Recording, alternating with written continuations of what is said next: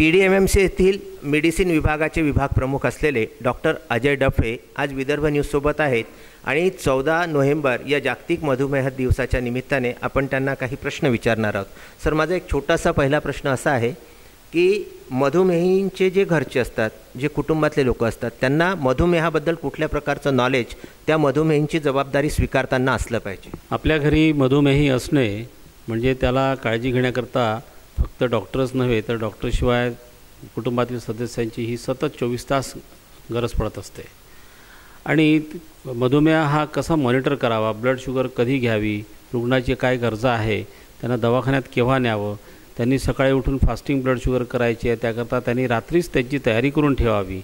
कारण सकाळी उठल्यानंतर बरेचदा लोक अनावधानाने काहीतरी खाऊन घेतात आणि मग त्यांना जी उपाशीपोटीची शुगर करायची असते ती करणे शक्य होत नाही आणि मग ते दवाखान्यात येऊन सांगतात की मी थोडा चहा पिऊन आलो किंवा थोडंसं दूध घेण्यात आलं, थोडासा नाश्ता केला किंवा कोणाकडे गेलो तो प्रसादच खाल्ला आणि त्यामुळं काय होते की जी फास्टिंग ब्लड शुगर करायची असते आपल्याला ती बरोबर येत नाही आणि ती पातळी जर बरोबर आली नाही तर त्यावरून आपल्याला रात्रीचे डोसेस जे रुग्णाला द्यायचे आहे ते ठरवण्यामध्ये अडचण येते।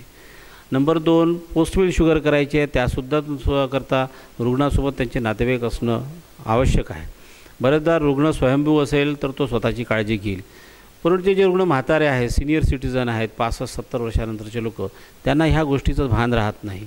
बरेचदा त्यांचं गोंधळ उडतो आणि ते विसरून जातात आणि त्यामुळं कधीकधी ते जेवणाच्या आधी गोळ्या घेण्याचं विसरून जातात। मग नेमकं आजच मी गोळ्या घरी विसरून आलो आणि त्यामुळे आज शुगर माझी जेवणानंतरची जी नेहमी 170 असते, आज डॉक्टरसाहेब 270 भरली। मग त्यामुळे तो दिवस आणि ते परिश्रम त्याचे वाया जाते आणि डॉक्टरला त्यातून जी उपयुक्त माहिती घ्यायची असते आणि जे मार्गदर्शन करायचं असते ते सर्वस्व चुकत जाते। हे एक सोपं उदाहरण झालं। आता डॉक्टरकडे आल्यानंतर समजा योग्य रीतीने फास्टिंग आणि पोस्ट मील जेवणापूर्वीची आणि जेवणानंतरची शुगर जर केली तर इतर वेळी हा महिना 2 महिने पुढच्या वेळेस तो डॉक्टरकडे जर व्यक्ती येणार असेल तर त्या सर्व संबंध काळामध्ये त्यांना घरीच त्यांच्या रुग्णाच्या नातेवाईकांना काळजी घ्यायची असते आणि इथे आहे नर्सिंगचा रोल। नर्स म्हणजे नर्सिंग, परिचारिका सेवा। ही परिचारिका सेवा फक्त नर्स म्हणजे लेडीज नर्स किंवा ब्रदर नर्स ज्या असतात आपल्याकडे मेल्सनं त्यांनीच द्यायची अशी नाही। घरात असणारे वरिष्ठ व्यक्ती ही लहान मुलांसाठी, आईवडिलांना लहान मुलांची काळजी घ्यावी लागते, त्यांनासुद्धा नर्सचा रोल करावा लागतो। ज्या लहान मुलांना 3 वर्षापासून 5 वर्षापासून डायबिटीस आहे त्यांना दिवसातून 3 वेळा कदाचित 4 वेळा इन्सुलिन द्यावं लागतं, तर त्याच्या खाण्याची काळजी, त्याच्या डोजेसच्या वेळेची काळजी ही आईवडिलांना घ्यावी लागतात। तर ते सुद्धा नर्सच आहे की ज्यांना त्या मुलाला त्याप्रमाणे त्याचं संगोपन करायचं आहे, डोजेस द्यायचे आहे, त्याची शुगर लो होणार नाही, तो आज किती खेळून आला, त्याला लागणार नाही, कुठे जखम झाली नाही पाहिजे, अशा पद्धतीने त्याचं संगोपन करायचं आहे। तर ह्या सर्व गोष्टी आपण नर्सिंग केअरमध्ये घेतो। तर जागतिक मधुमेह संघटनेने यावर्षी नर्सची उपयुक्तता काय डायबिटीसच्या उपचारामध्ये, तर त्यामागची जी भूमिका विशद करण्याचा मी हा प्रयत्न करतो आहे तो हाच। मग ज्यांच्या घरी वरिष्ठ नागरिक आहेत, एल्डरली पेशंट आहेत, ज्यांना पॅरालिसिस आहे, डायबिटीस आहे, किडनी डिसीज आहे, डोळ्याचा पडदा सरकला आहे, डोळ्यांनी दिसत नाही बरोबर, लकवा गेलेला आहे, त्यांना लघवीचं भांडं द्यावं लागतं, त्यांना कधीकधी सांगता येत नाही, त्यांची शुगर लो होते, तर शुगर लो झाल्याचे लक्षणं काय असतात याविषयी त्या नातेवाईकांना माहिती असणं आवश्यक आहे। आणि जे कोणी नातेवाईक घरातली सून, मुलगी जे आहे, मुलगा किंवा कोणी एखादा नातू किंवा घरगडी हे साधारणतः एखाद्या व्यक्ती ठरवून घेतं की ही माझी जबाबदारी आहे की आजोबांच्या आजीच्या शुगरची काळजी मी घेणार, त्यांच्या जेवणाची वेळ असते तर मी घेणार, सकाळचं इन्सुलिनचं इंजेक्शन मी देणार, रात्रीचं इन्सुलिनचं इंजेक्शन दुसरी व्यक्ती देणार, सकाळच्या गोळ्या ह्या घरी असतात म्हणून यांना माहिती आहे तर हे देणार, रात्रीच्या गोळ्या देणारे व्यक्ती दुसरी असेल। तर ह्या सगळ्या गोष्टी ज्या ह्या सगळे नर्सेसच आहेत ज्यांना अक्षरशः पेशंटची 24 तास अहोरात्र रुग्णाकडे लक्ष द्यावं लागतं। डायबिटीस रुग्णांमध्ये ज्यांना 30-30, 40-40 वर्षापर्यंत असून आता डायबिटीस झालेला आहे, कारण वैद्यकीय क्षेत्राने जी प्रगती केली त्यामुळं आज रुग्णाचं जीवनमानसुद्धा वाढलेलं आहे। आज रुग्ण 30 ते 40 वर्षापर्यंत जगतो आहे आणि अशा या जास्त दिवस डायबिटीस असलेल्या रुग्णाला हायपोग्लायसिमिया अनअवेअरनेस होतो।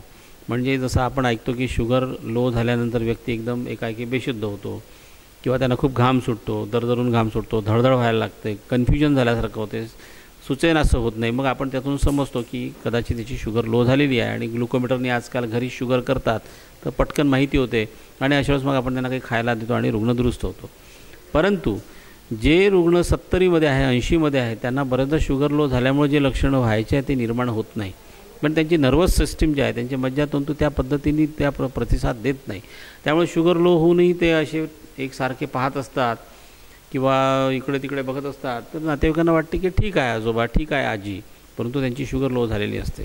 त्यामुळे त्यांना चटकन आजी कसं वाटते, आजोबा तुम्ही असं का करता, इकडे बघा, तुम्ही जेवले का, जर ते रिस्पॉन्स देत नसतील तर असं आपल्याला पटकन ओळखता आला पाहिजे की ही शुगर यांची लो झालेली आहे आणि त्यावेळेस त्यांना काही खायला देऊन लगेच शुद्धीवर आणणं आवश्यक आहे. हा नर्सिंगचा रोल आहे. तर घरगुती उपचारामध्ये नर्सेसला आपला नर्सिंगचा काय रोल आहे त्याच्यात ह्या अत्यंत महत्त्वाच्या गोष्टी आहेत. दवाखान्यात घेऊन जाताना त्यांना काय तयारी करून जायची आहे हे सुद्धा आपल्याला माहिती आहे. त्यांच्या गोळ्या विकत घ्यायच्या आहे, त्यांना कुठे बाहेरगावी जायचं आहे, लग्नाला जायचं आहे, कार्यक्रमाला जायचं आहे, तर त्यांना तिथे 4 दिवस 5 दिवस त्यांची औषधं पुरतील अशी त्यांची औषधाची त्यांची बांधून करून द्यायची आहे. कारण तीसुद्धा तयारी होत नाही. बरेचदा औषधं विसरून जातात, इन्सुलिन विसरतात. तर नर्सिंग हा एक फार महत्त्वाचा भाग आहे. डायबिटीसमुळे पायाच्या नसा खराब होतात, पायाला फोडं येतात. डायबेटिक फूट हे एक वेगळं शास्त्र आता निर्माण झालं आहे की कारण पायाच्या नसा ह्या लांब लचक नसा असतात आणि त्यामुळे पायाच्या नसा ह्या लवकर खराब होतात. तर त्या डायबेटिक फूटसाठी मग त्यांना ड्रेसिंग करून द्यावं लागतं. नाही ड्रेसिंग जर करण्यात नाही आलं तर ती जखम खराब होते, इन्फेक्शन झालं त्याची घाण सुटते आणि आपल्याच जवळची आत्मीय व्यक्ती आत्मीयतेने आपल्याजवळ ठेवायची इच्छा असूनही त्या घाण वासामुळे आपण घरात ठेवू शकत नाही. अशीसुद्धा वेळ दुर्दैवाने नातेवाईकांवर येते. कारण असं येऊ नये याकरता मग त्या डायबिटीसची जखम स्वच्छ करणे, तिचं व्यवस्थित hydrogen peroxide, antibiotic local ointment लावून त्याचं ड्रेसिंग करून देणं किंवा कैचीने थोडंफार त्याला काही कापता येईल तर एखादं घरची व्यवस्थित त्यातलं जे काही पस वगैरे काढून ती जखमही स्वच्छ करून देऊ शकतं. तर अशा जखमेची काळजी घेण्याची जबाबदारीसुद्धा घरी असणारी व्यक्ती वर्षानुवर्ष करत राहते आणि नर्सेसचाच हा रोल आहे. ही करणारी व्यक्ती ही प्रशिक्षित नर्स आहे किंवा तो एक व्यक्ती प्रशिक्षित नर्स आहे पुरुष असल्यास, आणि नर्सिंगचा हा महत्त्वाचा रोल आहे डायबिटीस मॅनेजमेंटमध्ये.